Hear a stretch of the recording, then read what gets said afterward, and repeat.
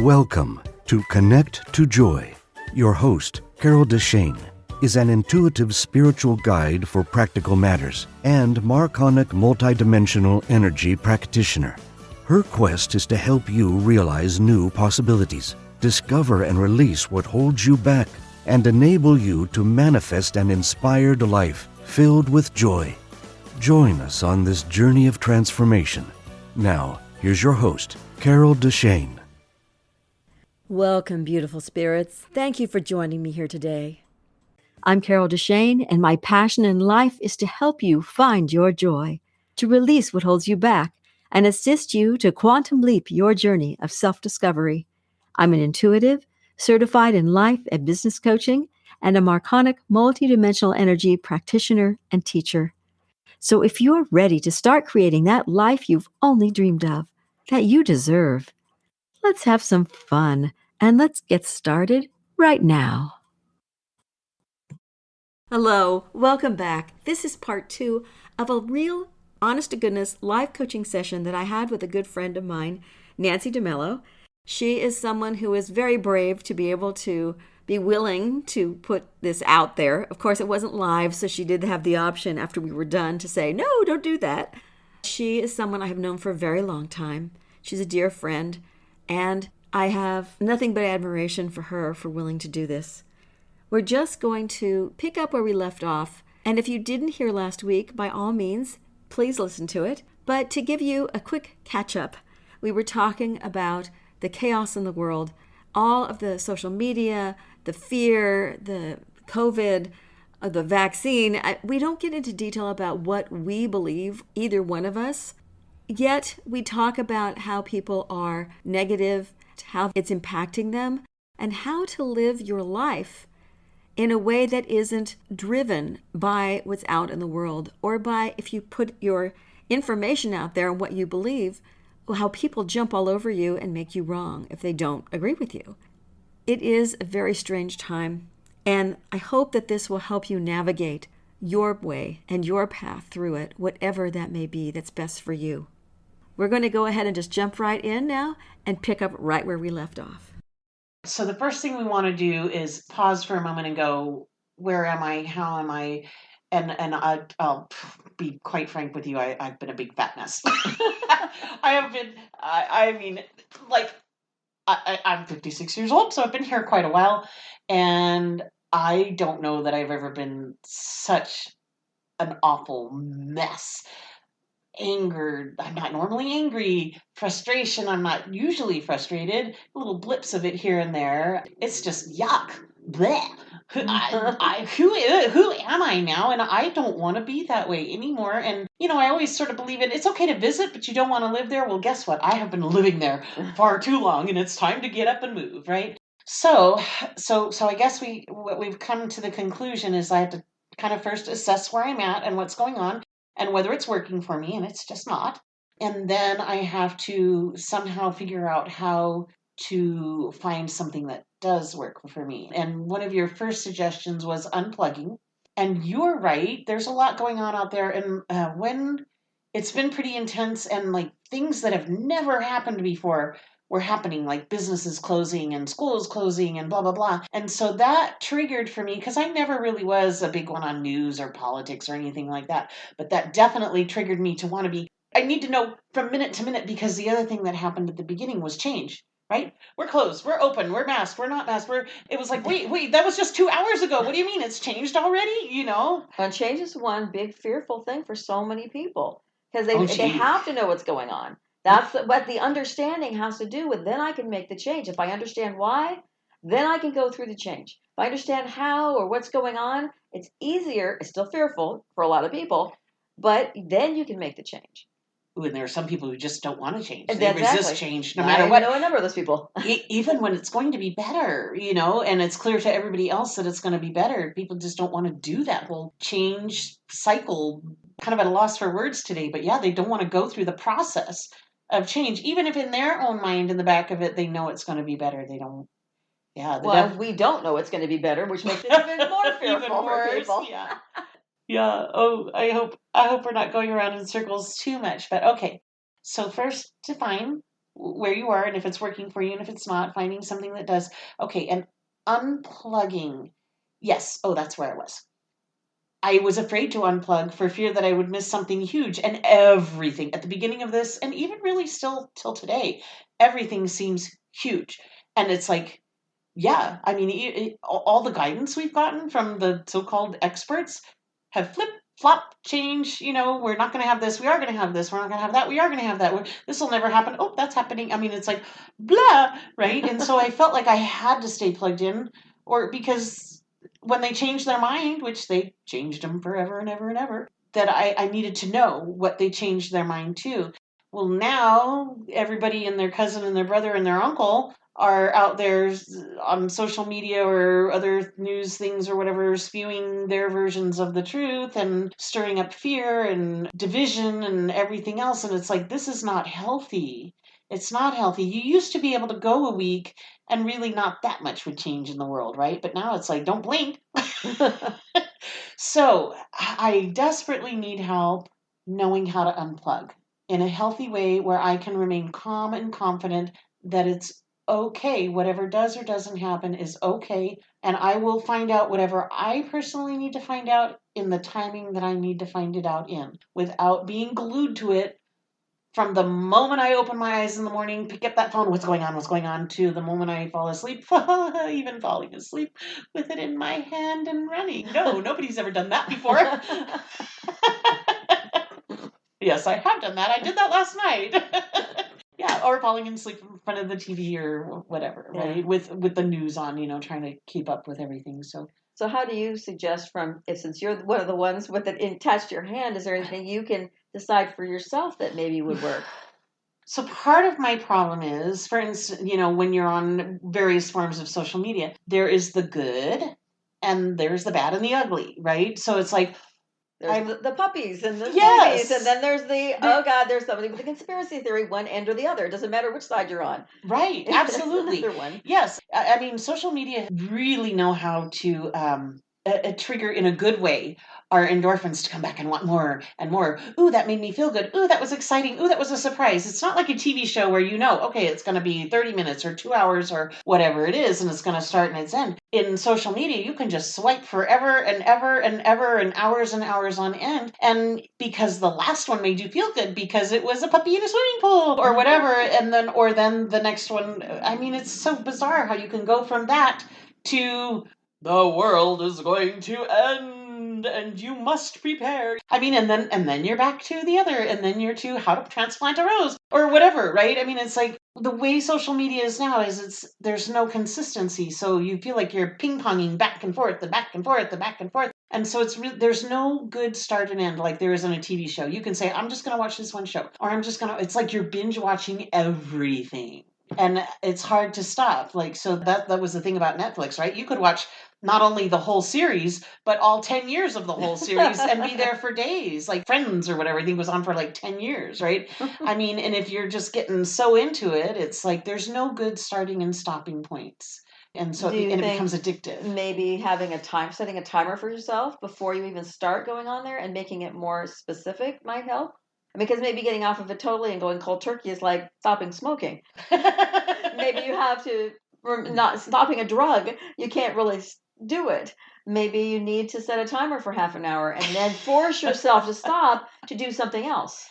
Okay, so that is a very interesting theory. And I'm super glad that you mentioned it, though, because I know that in the past, for me, setting a timer to stop does not work.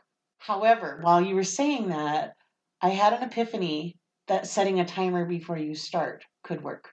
It's kind of like doing your chores or your homework before you get to go out and play, right? It's like, okay, that is my reward that is waiting there. And I can have that after I have accomplished this, and this, or after so much time has passed or whatever. So that you don't you pick up your phone with the intention of seeing who left you that voicemail because your phone dinged at you, a while ago or whatever. And then all of a sudden you find yourself on social media because everything's at your fingertips, right? But for me personally, I could see where it could be like, no phone before lunchtime or whatever, or maybe even allowing more sporadic time where, yes, you can look at your phone, but only while you're getting ready for work, and then it goes away. And then you can look at it again after 8 p.m. or whatever, right? So I think for me, maybe not so much a timer on how long you're on it, but like setting some other parameters. And everybody's probably different. And I'll bet you there's some different solutions out there now that you mention it that anyone and everyone could probably use. But I think for me, it would be the reward of your phone no more than the forcing myself to get off it because I'm not so disciplined about that. I'm like, no, but I'm having fun. One more game, one more whatever. Not that I play games, but like when kids are on video games, just let me finish this level or whatever. Well, right? and that's why sometimes if you're at home, you can set a timer like your kitchen timer. So you have to get up to turn it off.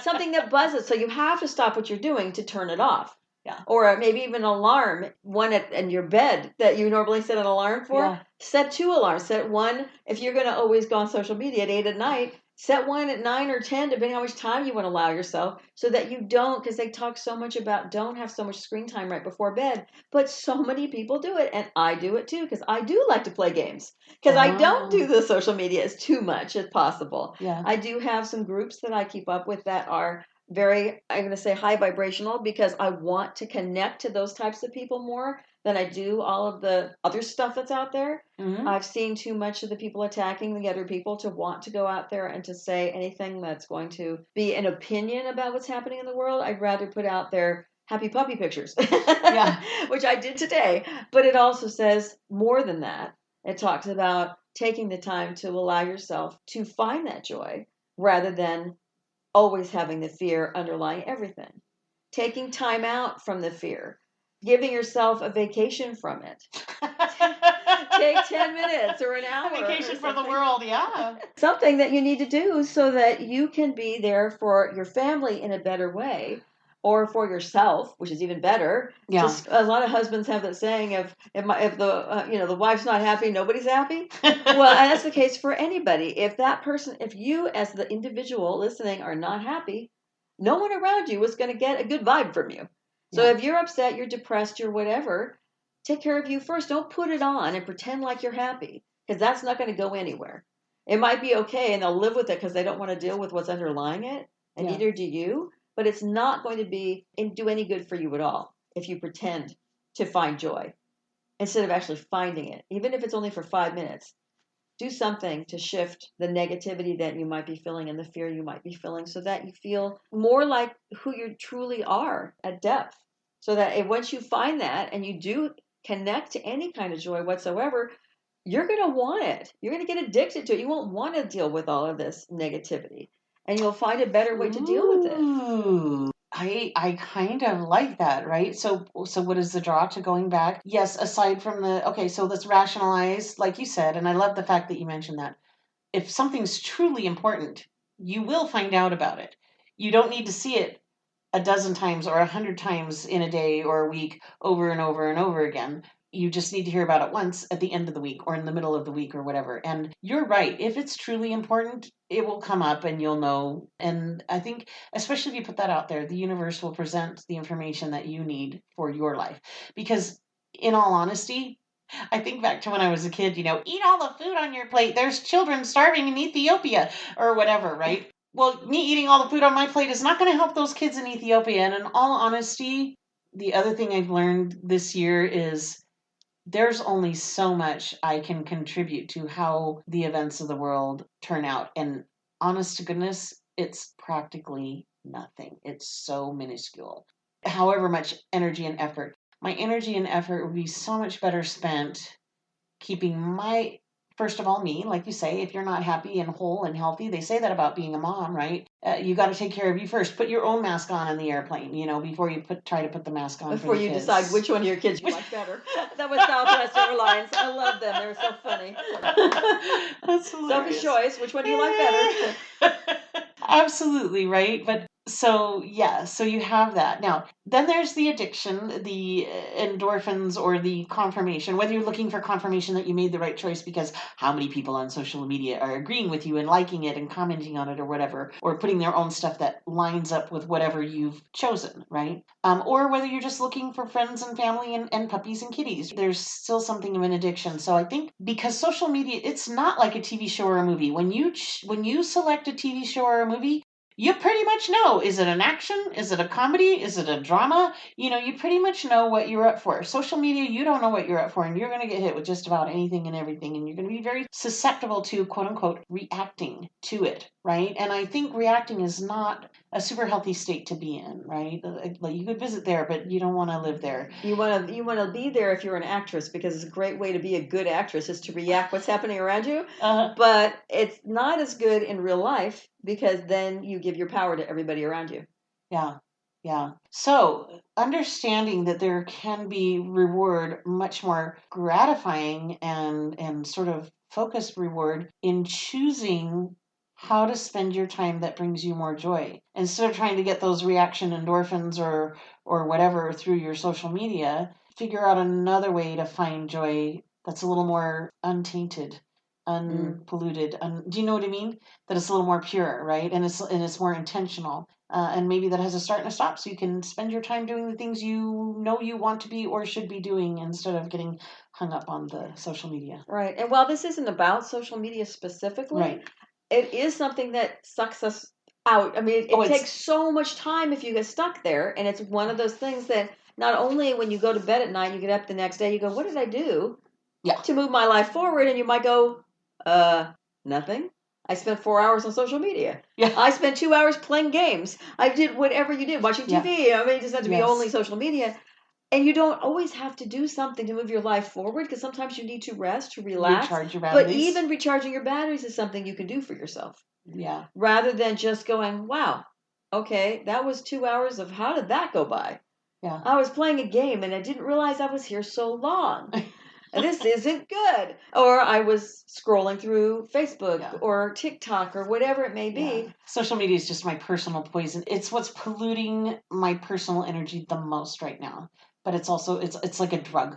It's almost like I'm addicted to a drug that I know is not good for me. So yes, for anyone, it could be almost anything else, right? But for me, and I think quite a few people right now, that's what it is. Well, and nowadays people are on it so much that that's where they get their news. In the old days, and I say that because my dad was old, and before he passed away, he was old, and he was a lot older than me, and he only did the news, but he watched 2 hours of news every night. Wow. The local news, the international news, the world, I mean, whatever he did, he watched an hour of local, and then he watched an hour of world news. Yeah. Every night.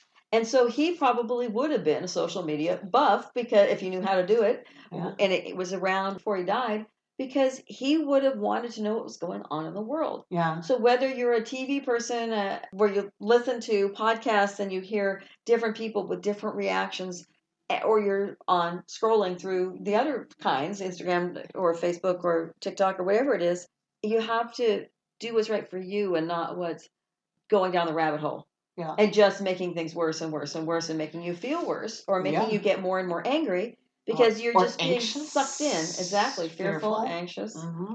So that's why I think the number one thing to do is to step back and check in with yourself to see how you're feeling. Yeah. Because if it's not working, if you're not happy, it ain't working.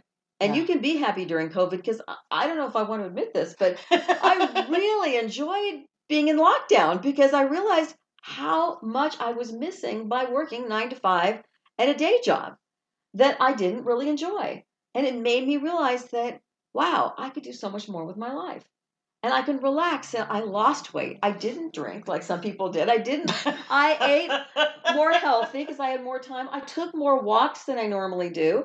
I did it without a mask because there's nobody around anyway. Everybody was stuck in their house. And it was on private property. So I'm walking around going, I love this. And the weather was gorgeous for parts of the time that I was on lockdown. And I recharged myself during lockdown because I did not listen to most news. And I felt really good. And I felt guilty that I felt really good because everybody else was scared out of their mind. And I'm just going, no, this is good for me. Yeah. This shows me that, if I want to retire, if I want to do this or that, I could do that. I'm not going to be bored out of my mind. I have so many things I can do. Taking a step back and allowing yourself and nurturing yourself, whether you have kids or a spouse or whatever, nurturing yourself and finding at least something for you is going to be a huge step if you haven't been doing it. Because the chaos that's in the world is there whether you're participating in it or not. Whether you're listening to it, whether Yes. you're jumping in with both feet, or whether you're watching in horror, going, ah, and you're horrified at everything that's going through, you're still participating. Even if you don't, like me, I don't watch most of that, I don't listen to most of that, but I'm still in the world and I still have that chaos being bombarded at me. So what do? Do you participate? Is that something you need to do because it feels right for you? Like I call it, are you on the front lines being a warrior, being that firefighter on the front lines? Or are you someone that feeds them? Or, or are you someone that just holds the space and prays for them, if that's what you want to do? Hold the light, whatever you want to say, because that feels right to you. Don't step out of what you feel is right for you because you don't need to do it. Don't let someone else talk you into doing something you don't want to do because it doesn't feel right. Yeah. I vaguely remember last year when this all first started, I kind of lost my path a little bit, but I remember feeling like, as a school teacher, that elementary school teacher, that my job, at least while I was at my job, was not to like change anybody's mind or figure it all out or whatever. My job was to provide a safe and a happy space for these kids. Ooh, and interesting that I used the space, right?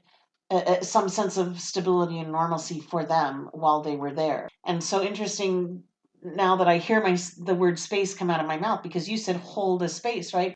And I'm thinking maybe that was part of what I was doing, was holding a space for them, holding that positive energy, like the bubble around them. You're temporarily in my safety bubble of let the world spin out of control outside there. We're protected in here and we're going to be calm and happy and focused on what's going on in here. And maybe that's the secret, right? Is to let the world do what it has to do, what you can't really control anyhow.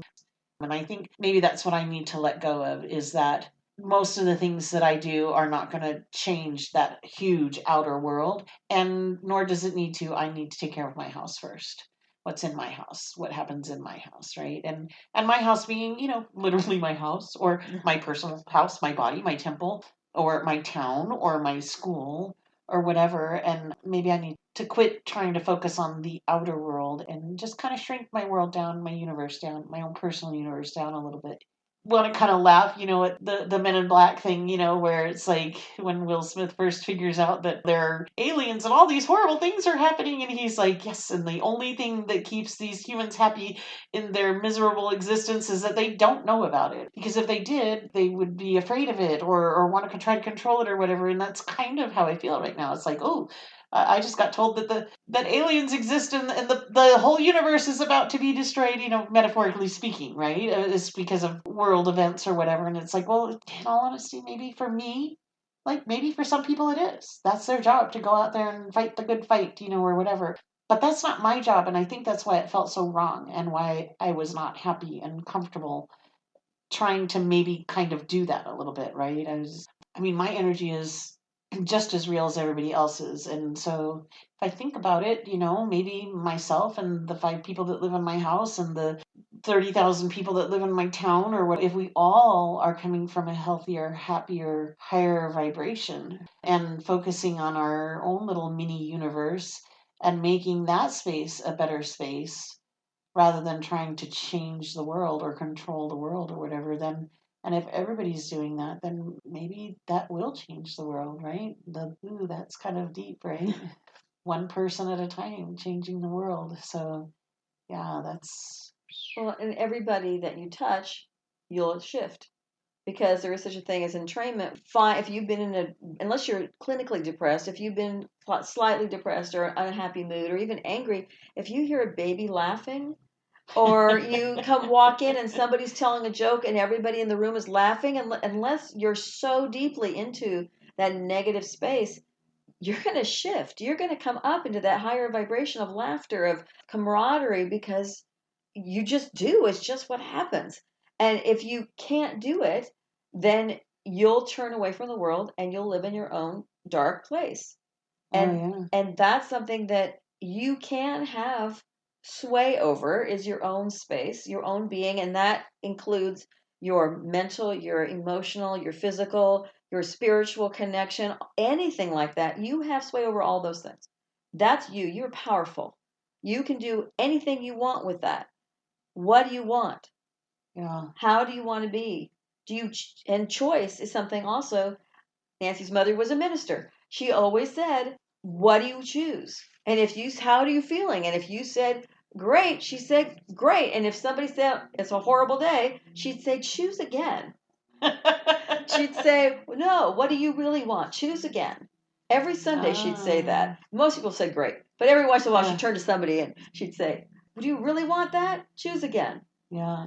Because you have a choice of yourself, how you feel, even if you're not physically well. It doesn't mean you have to be emotionally and spiritually unwell. Yeah. Or intellectually unwell. You can pull yourself much more into alignment if you can get the other parts of you on board during a time that is complete chaos. Yeah. I suddenly remember that there have been so many times in my life when I'm like, it's so much easier to follow someone else's energy, to adapt to theirs.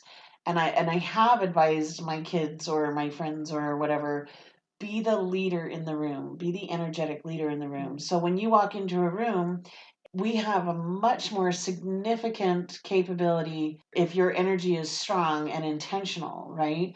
Just like you could walk into a room where everybody's been really happy and everything, and you could bring a dark energy and bring everyone down, becoming all angry and blah, blah, blah. And everybody's like, oh, okay, I guess I can't be happy right now, right? Because now it's serious or it's scary or it's sad or whatever. And I've many times advised them to be the energetic leader in the room. Let people follow you because most people will, because most people are not consciously making the choice to do something, right? And putting it out there. They're just kind of going with the flow. Oh, it's going this direction. All right, I'll go that direction with everybody else. So yeah, I need to remember to make good choices. Just think of your mom. Yeah, make good choices and be the energetic leader in the room. And yeah, it may feel like the entire world is trying to pull me in a yucky direction or whatever, but I can start small. I can start with me and where I'm at and how I'm feeling and what energy I'm choosing. And then I can hopefully at least start with a slight ripple effect of maybe, like I said, the people in my actual house or in the room I'm in, and then maybe a little bit bigger effect, bigger effect, bigger effect. That whole what you resist persists. So just my favorite and most hated saying that she used to say because it's just so easy to get caught up in resistance, right? And sometimes we don't even Fighting. realize we're doing it. Yeah. Until the thing magnifies so much you almost can't not see Can't it. not see. Can't not see. Yeah, Okay. yes. Yeah. No, truly, yes. Yeah, it's so easy to get caught up in resistance and fighting against something. And it takes so much energy to do that. Oh, yeah. And I know that it just becomes almost your whole focus if that's the only thing you're doing. If you're saying, this is the reality I'm in, no, this can't be true, instead of saying, okay, this is something that appears to be true, how can I work with it? How can I get through it and get on the other side? Because it's not that you embrace the negativity, it's that you go, okay, not an issue, let's look at this and move on. Yeah. Rather than just saying, no, fight, fight, fight. Yeah, so I was thinking in the past how a lot of times my coping mechanism was to imagine the worst case scenario. And then if I could figure out how I was going to survive the worst case scenario, then I knew that I'd be okay, even if it was the bad thing, right? But because the worst case scenario, the target keeps changing and moving. Today it's this, and tomorrow it's that, and blah blah blah, right? And it's like the apocalypse is here, or the zombie whatever. Do you know what I mean? Yes. And because it's so awful, and because it's constantly changing, that's keeping us in a constant flight or fight survival mode, right? And that's not a healthy, happy place to be in. And our physical bodies, our emotional bodies just can't handle that. That's where I feel like I'm at. I feel like I have worn out my spiritual body, my emotional body, my mental body, my physical body with all of this worry and stress and whatever. And so I'm wondering if maybe a solution is, instead of imagining worst case scenario, what if I imagine best case scenario? I mean, neither may happen. More than likely, it's going to be somewhere in the middle. But then at least I'm not constantly focusing on finding the silver lining, right? It's like, oh, this bad news, sort of apparent, possible, alleged bad news just popped up on the news, an hour ago, and it's going to change in 4 hours or 4 days or whatever. But what if I, instead of trying to see if I can survive the worst case scenario, if I can imagine what the best case scenario is. What is the silver lining to that?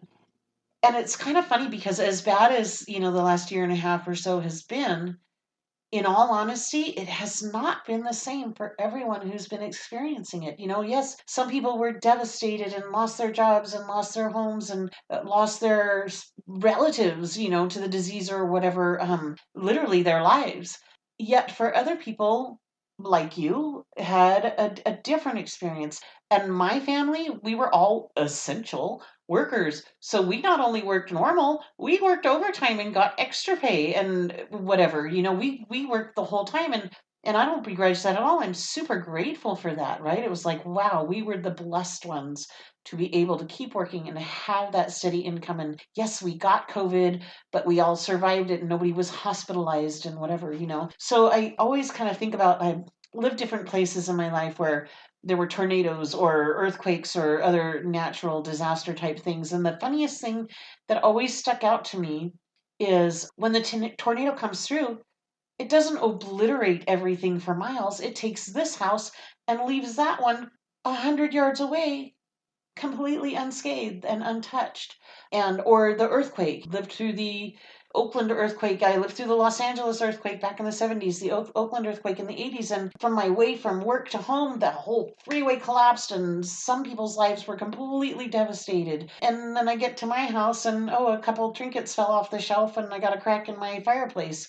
Whoop-de-doo. For me, I was pretty much untouched, where other people, their lives were devastated. And so I think I have to remember, one survival skill is to remember that this whole situation does not affect everyone in the same way. And I could just as easily be the house that doesn't get touched, or the house that is blessed, or, the silver lining or whatever. And instead of sort of focusing on the gloom and doom and trying to survive whatever the worst case is, because the worst case now is just too awful for me to imagine or to figure out a solution for. I think that's where I'm getting stuck. It's like, ooh, I don't know how to overcome that. I can't relate to that. It's too much worse than anything I've experienced in my personal life until now, the worst case is. So, because the worst case is so global devastation, millions of people dying, or, economies collapsing. So I think I need to get away from that and pull my focus back into my universe and remember that my reality, just like me eating all my food on my plate and eating all of it or not eating all of it, has zero effect or outcome on people who are starving in other areas of the world. That I have to remember that everybody's here to go through their own stuff and experience it in their own way, and that I don't need to save the world. And that if how I'm reacting to whatever awfulness the soup of the day is not making me happy and certainly is dragging other people down, then I need to choose different. I need to make a different choice and find a way that maybe isn't the crazy endorphins or whatever chemicals its, reward system is being triggered to make social media addictive to me. Maybe I need to find some other ways to feel good, more productive ways to feel good.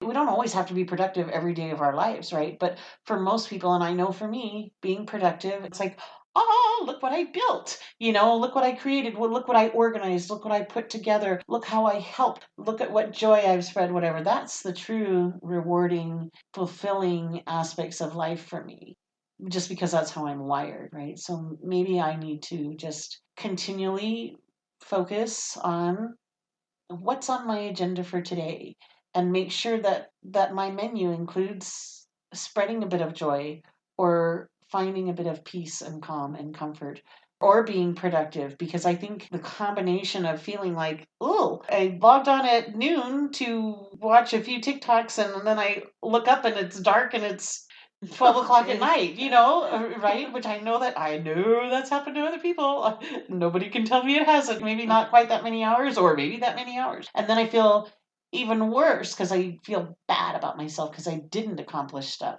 or I'm in a confused or chaotic state. So, yeah, this has been really, really helpful and useful for me. And I do think I can figure out tips and tricks to sort of break that addiction, just like the smoker who substitutes it with gum or a sucker or exercise or whatever. as long as I make the conscious effort and find some tools to put in my toolbox to break that addiction cycle, I think I might have some degree of success there. And just remember to keep focusing. But do, by all means, please give me sort of a whole wrap up reminder scenario. Okay, here's your wound care package.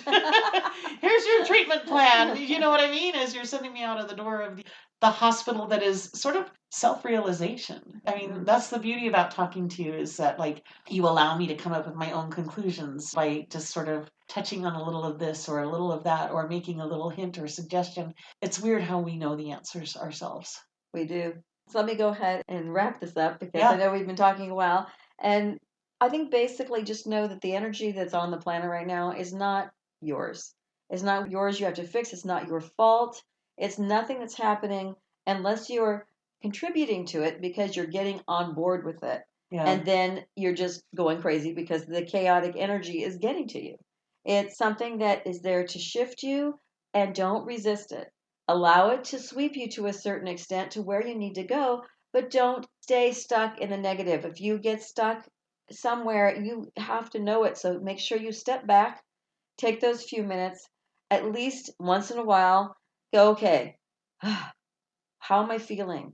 How am I reacting to what's happening around me? Is it working for me? How am I feeling? Is this who I want to be in this life?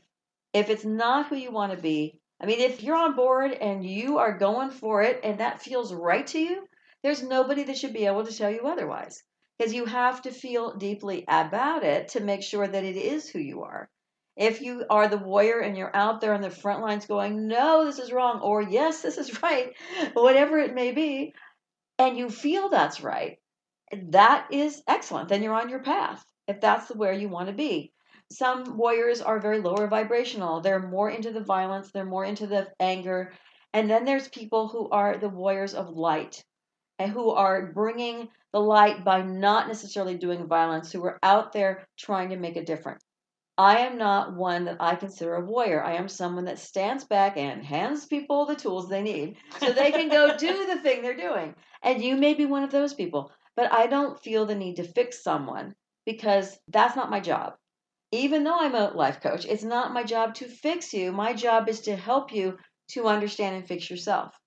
And that was the first thing they told me in life coaching class. And thank God, because everybody in the class was standing there going, oh God, what if I mess somebody up? And the first thing they told us was, number one, your job is not to fix anybody. And there was a huge sigh of relief for the entire group because we all went, oh, thank God. So if that's what you think you're doing, if you're trying to align people a certain way to fix people and you feel like you're banging yourself against the wall, your head or other parts of your anatomy or your subconscious or your energy or your emotions, it feels like they're being battered, you're not doing it the right way for you. So take that step back, figure out how you're feeling, what you're doing, and if it's working for you. If it's not working for you, then try something else.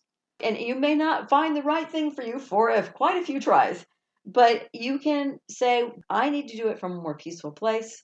If there's any way you can do it, take that time, disconnect, unplug as much as you can, and heal yourself of all of that anger and the fear and anything else that you found that is there that's not helping you.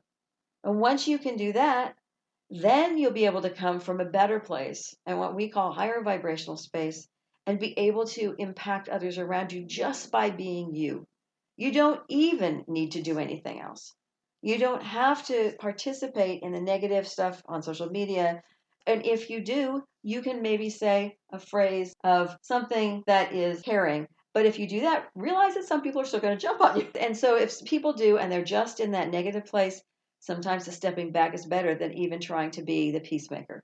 You do what's right for you. There is no right answer, no wrong answer. And I think it's only what's right for you rather than what's right for anybody else because everybody has their own path. So find the path that works best for you through this maze that everybody has created for us, this interesting chaos that's happening, and allow yourself to imagine maybe the best case scenario for what you want. Maybe go ahead and just find that silver lining.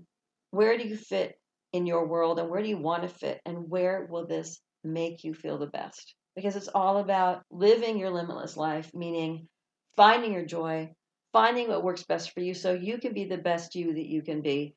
The way the chaos is in the world right now, that's a really interesting challenge to overcome and to get through. And you can do it because you are a powerful individual. So don't ever forget that about yourself. You can do it. I like what you said to me earlier today before we were talking on air about watching a movie. So when I watch a movie, yes, I can get a little bit emotional about it. That's the whole point of watching the movie, right? You want it to make you laugh or make you cry or make you feel whatever. But I really like, that's one of my new coping techniques, I think, is going to be that whatever's going around out in the world is like unto watching the movie. It's okay. It's there. It exists. I don't try to rewrite the movie. I don't try to control the movie. I don't, me personally, yell and scream at the movie. I just watch it. And I think that for me, and maybe it's not right for anyone else but me, or maybe it's only right for a certain amount of people, but I'm definitely going to sit back and watch the world. And that my part of my coping technique for not getting caught up and drugged down and sucked under is to watch it and go like I would a movie and go, okay, that's going on. I'm not going to try to rewrite it or redo it or. Well, see, and I only watch movies with happy endings, so Yeah. I know where I'm getting into. So that's kind of putting out there in the world, this is going to be a happy ending for me. And finding your joy that way, knowing this or something better is going to happen for me. Whatever happens to the world around me, that I'm going to be okay. And that's kind of the thing that you have to feel is right for you, that if you're going to be okay, that you can manifest what you need to get through it.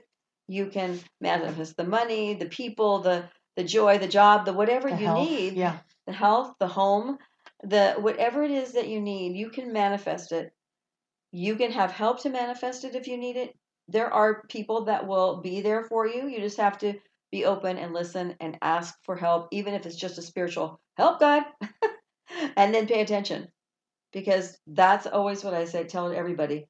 When you ask for help, be open, pay attention. Don't assume you're going to hear a voice from beyond. You may, but it may not be, you must do this. It will be somebody on TV telling you something, a friend saying something off the cuff.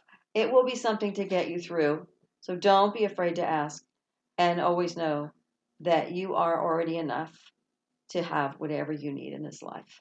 I like when you said, I just watch the happy movies. I like the change the channel. Seriously, right? So if we are creating and manifesting on our own, and I don't like the movie I'm watching or whatever, I forget that I have the remote control and I have the power to change the channel or turn it off. I think a lot of us have lost our sense of personal power in this, and maybe we need to figure out how to take that back, and that we've sort of forgotten about our ability to manifest our own future. We've given away our destiny to the government or to whatever. I think we need to remember that. No, we are powerful. Oh, thank you so much. This has been so helpful for me, really, truly. And I do love the fact that I helped come up with my own solutions, that they just sort of started popping into my mind, right? You know, it may not have been quick or concise or pinpointed or whatever, but I did get there through my winding road. We all can do that. But we have to realize that you have to take the time to allow yourself to come to your own conclusions and not be told this is what you have to do. Thank you so much for joining me here today, Nancy. It was wonderful to have you as always. So thanks for taking the time and being present with me. Thank you.